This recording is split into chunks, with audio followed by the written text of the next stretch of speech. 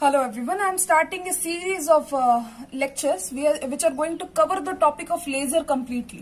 तो देखो लेजर का टॉपिक हम कवर करने वाले हैं. So what is laser? First of all, what is the full form of laser? It is an acronym.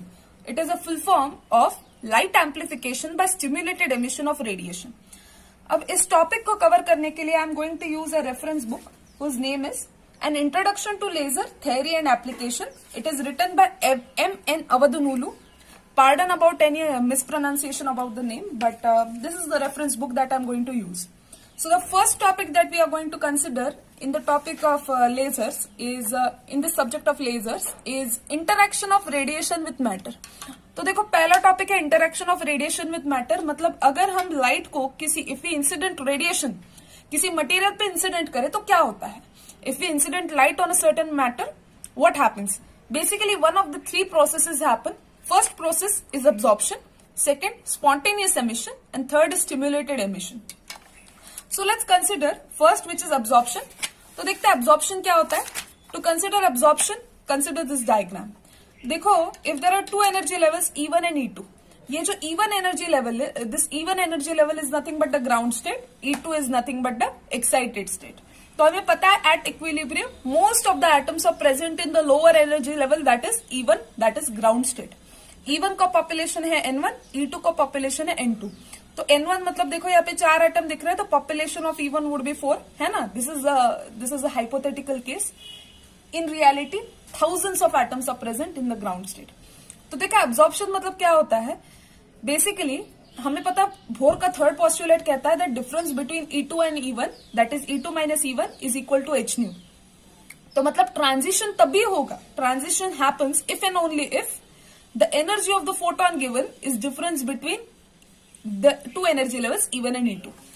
मतलब देखो at equilibrium condition now population of energy level 1 that is E1 is N1. लेकिन if we apply a photon whose energy is exactly equal to the difference between E1 and E2, अगर हमने photon दे दिया जिसकी energy है exactly equal to difference between E2 minus E1, तो क्या होगा. This photon gets absorbed by one of the atoms, ठीक है ना. तो this photon gets absorbed by one of the atoms in E1 and this atom gets excited to the energy level E2. Okay, so this atom got excited to energy level E2. So let's see what happens now. This is nothing but absorption. So let's understand what is the rate of absorption now. To understand the concept of rate of absorption, देखो जितने atoms E1 में होंगे उतने ही तो ऊपर जा सकेगा, correct है ना. So when absorption is happening, what is happening? Atoms in the energy level E1 are absorbing that photon and using this energy they are reaching the excited energy level E2. तो देखो क्या हो रहा है. Rate of absorption is given by minus dN1 upon dt. What does this mean? इसका मतलब हमें पता है कि number of atoms in the lower energy level, that is N1, is going to decrease. यहाँ के atom ऊपर जाएंगे ना. So basically number of atoms in the lower energy level is going to decrease when the process of absorption is happening. तो देखो क्या होता है. This rate is equal to minus dN1. There is decrease in the population of energy level E1, that's why we use the minus with respect to time dt. Okay, this is rate of absorption. Now rate of absorption can also be given by, it is directly proportional to two concept, ठीक है ना. So it is directly proportional to first concept, that is nothing but N1. जितने atoms lower energy level में होंगे उतने ही तो ऊपर जा सकेंगे. So rate is directly proportional to number of atoms that are present in the energy level E1. यहाँ पे एटम्स ही नहीं होंगे तो they can not get excited.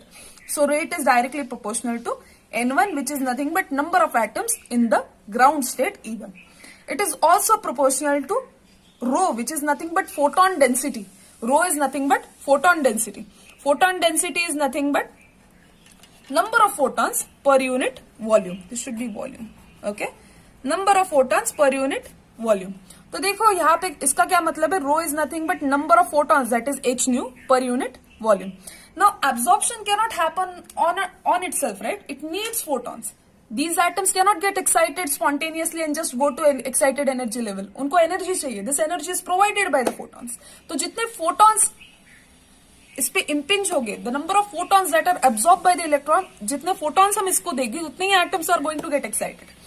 So this rate is also dependent on photon density. इस chamber में मैंने कितने फोटॉन्स इनपुट किए थे, that decides the rate. So basically rate of absorption is directly proportional to two things. जितने होंगे उतने ही ऊपर जाएंगे. So number of atoms in the lower energy state as well as the photon density. तो अभी now we see here this is nothing but our proportionality sign. What do we do when we remove the proportionality sign? अगर हमें proportionality से equal to करना है तो we add a constant. This is nothing but constant 1, 2. This is constant of absorption. It is also called as Einstein's coefficient of absorption. It is given by B12. B12 इसलिए because absorption हो रहा है तो atoms are going from energy level 1 to energy level 2. So this was about absorption. Now let's move on to the next concept, which is spontaneous emission. So in absorption we saw that the atoms have gotten excited to energy level E2. However, the lifetime of energy level E2 is very, very small. It is around 10 raised to minus 9 seconds. Okay. So basically, the equilibrium position where the atom needs to be is nothing but ground state E1. It does not stay in energy level E2 for long. It stays only for 10 raised to minus 9 seconds. So what happens after 10 raised to minus 9 seconds? It has exhausted its energy in E2 and it comes back to its equilibrium position, which is nothing but the ground state E1. तो क्या होगा, this atom जो E2 में चला गया था during absorption, उसकी life time खत्म हो गई. उसकी लाइफ टाइम थी बस 10 raised to minus 9 seconds. तो वो अपने आप नीचे आ जाता है towards energy level E1. This is nothing but called as spontaneous emission. There is no involvement of any photons in this process. So the reaction can be given by A star, मतलब atom which is in excited energy level, and that is coming down and becoming A, which is nothing but atom in ground state, and there is one photon which is nothing but H nu escapes. So basically as we saw that in absorption ये photon absorb हो रहा था जिसकी वजह से the atom was going from energy level E1 to E2. Now this atom is coming down from the excited level E2 to E1. So of course one photon H nu would escape. This is the reaction related to that. So what would be the rate of spontaneous emission? Rate would be given by minus dN2. जैसे हमने देखा था absorption में number of atoms in E1 was getting reduced, इसलिए हमने लिया था minus dN1. Now the number of atoms in excited energy level E2 N2 is getting reduced. So that's why we say minus dN2 because these atoms are coming down. तो यहाँ की जो population है N2 वो तो कम होगी. That's why we say minus dN2. Minus dN2 upon dt is nothing but the rate of spontaneous emission. Now this rate can be also written as this rate R is directly proportional to N2. जितने atoms excited level में होंगे उतने तो कम आएंगे, उतने तो नीचे आएंगे, right? उससे ज्यादा तो कम नहीं होंगे. So basically this rate is proportional to number of atoms in excited energy level, which is nothing but N2. यहाँ पे as we saw in the previous absorption, in absorption we said that rate is directly proportional to N1. जितने होंगे उतने ऊपर जाएंगे N1 and rho, which is nothing but photon density. Because photon जितने absorb होंगे उतने ही atoms can go to excited energy level state. However, when we see spontaneous emission, इसमें तो photon की कोई involvement नहीं है, अपने आप ही atoms are coming down from excited energy level downwards, ठीक है ना? Photons are escaping. So we say this rate is directly proportional to only N2. Again, to remove the proportionality sign and make it equal to, we add a constant. This constant is nothing but called as constant of spontaneous emission. This is also called as Einstein's coefficient of spontaneous emission. It is given by A21. A21 इसलिए because energy level E2 से नीचे आ रहा है. So 2 to 1 transition is happening. We write A21. This is coefficient of spontaneous emission and N2. So this was spontaneous emission. Let's continue towards our next topic, which is nothing but stimulated emission. So आप stimulated emission नाम सुन के you must have remembered our full form for laser. What was it? Light amplification by stimulated emission of radiation. तो देखो stimulated emission is in the name of laser. तो ये जो stimulated emission है, this is going to be the most important concept related to the formation of laser. So let's see what is stimulated emission. Now let's start with stimulated emission. To understand what is stimulated emission, you must have remembered the stimulated emission concept from our name. तो laser मतलब क्या होता है? Light amplification by stimulated emission. तो ये stimulated emission is a very important concept. तो देखते हैं स्टिमुलेटेड एमिशन क्या है. तो again we have got two energy level E2 and E1. Atom is in the excited energy level E2. We know lifetime of energy level E2 is 10 raised to minus 9 seconds. पर देखो कभी कभी क्या होता है कि even if the life time of atom is 10 raised to minus 9 second, मतलब 10 raised to minus 9 second खत्म होने के बाद उसे नीचे गिरना है.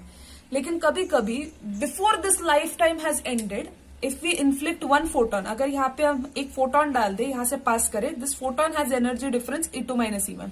ओके, तो ये फोटोन का energy difference E2 minus E1 है. इस एटम को भी पता है उसको जिस एनर्जी लेवल पे जाना है उसका भी डिफरेंस क्या है, E2 माइनस E1। यहाँ पे ये डिफरेंस भी E2 माइनस E1 है, इस फोटोन की एनर्जी भी E2 माइनस E1 है। सो दिस एटम मिसअंडरस्टैंड्स कि उसको लगता है कि उसकी एनर्जी लेवल आ गई जिसपे उसको जाना है। It thinks this is not a photon, it's the energy level that it needs to reach. तो it gets tries to fall on this photon, but photon तो already it just passing away, it is not steady energy level. उसको लगता है उसकी energy level आ गई, इस atom को लगता है उसकी एनर्जी लेवल आ गई and it needs to climb that bus, but basically ये बस तो चली जाती है आगे। So what happens is this atom just falls down to the nearest energy level which is ground energy level E1। Okay, तो देखो what happens is this photon उसकी एनर्जी, उसकी लाइफ टाइम अभी तक खत्म नहीं हुई है। It needs to stay for 10⁻⁹ second, but before this life time is ended it prematurely falls from E2 to E1. It falls from excited level to downward state. तो होता है ये है, अगर हम excited level में सारे एटम जब होते हैं, if we put in an extra photon, this photon makes the atom fall from excited level to ground level. अब ये गिर गया तो उससे रिलेटेड और एक फोटोन होगा, so we put in one photon and two photons escape. तो देखो हमने डाला था बस एक photon, we put only one photon, however escaping photons are 2 in number. तो इसको बोलते हैं stimulated emission. This is called a stimulated emission and I will tell you why this is important for laser formation. देखो जब हमने spontaneous emission देखा था, in spontaneous emission what was happening, life time खत्म होने तक एटम्स नीचे नहीं आते थे, they used to fall only after that life time is ended. However इसमें से जो एटम्स निकलते थे, सोचो यहाँ पे एक नहीं तो there are multiple atoms coming down. तो देखो सोचो इफ देयर आर 3 एटम्स, तो इसकी लाइफ टाइम खत्म हो गई, ये नीचे आएगा, आफ्टरवर्ड्स इसकी लाइफ टाइम खत्म हो जाएगी, ये नीचे आएगा। एक साथ नहीं आ रहे सब, they are coming one by one. जिसकी लाइफ टाइम जब खत्म होगी तब वो एटम नीचे आएगा। So what is happening is these photons are escaping at different types, और डिफरेंट टाइम पे भी they are escaping in different direction. सोचो ये नीचे आ गया, इससे रिलेटेड H था। Now consider if this atom comes down, इससे रिलेटेड H होगा ये, okay, this would be H। अगर ये एटम नीचे आ गया तो इससे रिलेटेड और एक H होगा ये।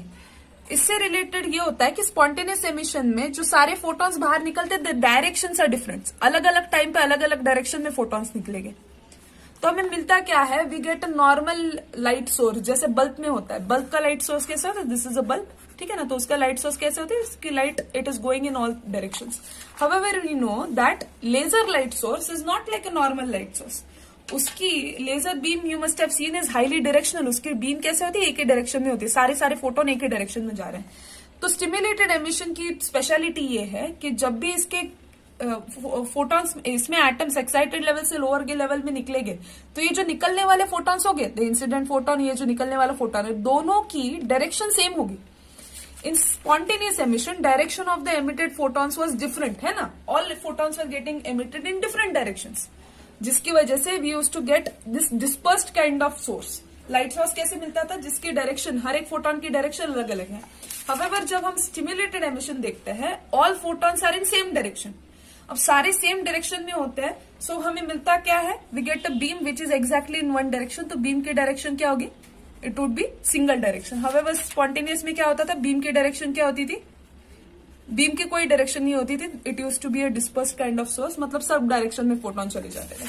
लेकिन जब हम स्टिम्युलेटेड एमिशन करते हैं, all photons that are in excited state, क्या होता है, यहाँ पे एक फोटोन तो नहीं होगा, there must be multiple atoms in the excited state.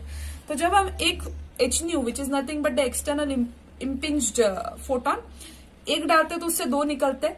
Similarly यहाँ पे भी होगा, यहाँ पे और एक फोटोन डाला, सोचो हमने, ये भी नीचे आएगा तो उससे related 1 more photon would escape, 2 more photons would escape, correct कि नहीं।